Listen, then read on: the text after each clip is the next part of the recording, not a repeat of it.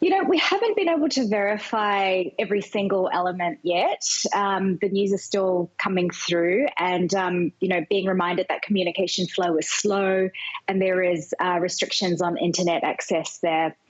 But basically, what we do understand is that this building was being used both as a monastery and as a school, and that the military claims that they were targeting armed opponents. But in any case, any attack should be proportionate and not indiscriminate, which means that they should have ensured that civilians were not a target, including these children who were allegedly killed. And it's not the first time either. There have been other similar attacks on schools that have been happening. Yeah, and not just on schools. These airstrikes seem to be increasing as we see the end of rainy season. We've had reports of airstrikes elsewhere in the country where, unfortunately, children are reportedly also killed.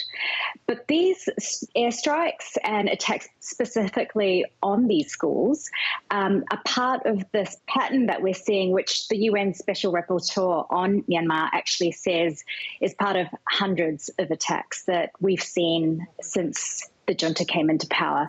So it's really concerning that we're seeing indiscriminate attacks that are effectively targeting children.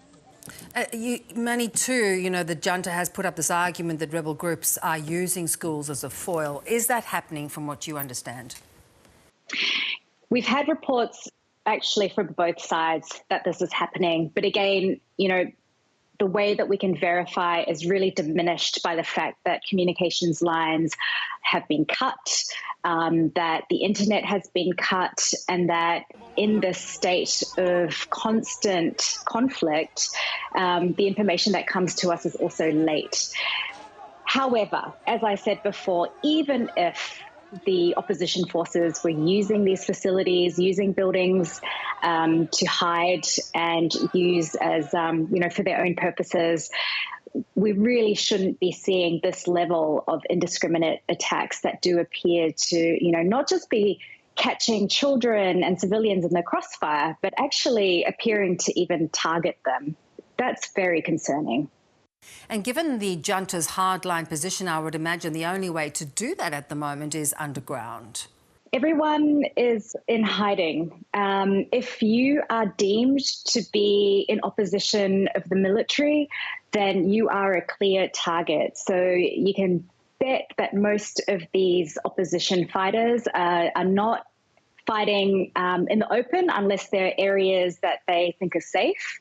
And it's becoming harder and harder to really fight with force as, their access to also information as, communications lines are cut are being diminished. We saw the brutal executions, Manny, of opposition MPs, and that was widely condemned. Human Rights Watch are also saying that many, many deaths are continuing to happen in custody. Yeah, that's right, Bev. We've been able to document at least 6 cases where we believe that the deaths in custody have been caused either from apparent torture or from denial of adequate medical care. But this is just the tip of the iceberg. The Assistance Association for Political Prisoners, one of our partners, says that, it could be dozens of people who've been identified as having died in custody in military interrogation centres, in prisons, in police lockups. And, concerning the fact that we've been able to find at least 6 people who apparently died from torture, it warrants an investigation, and the junta really hasn't done anything to that effect. It was recently revealed the Australian government may have spent over $2 million using hotels linked to the Myanmar military. Do you think enough has been done to really scrutinise some of the external sources of income that are going to these families?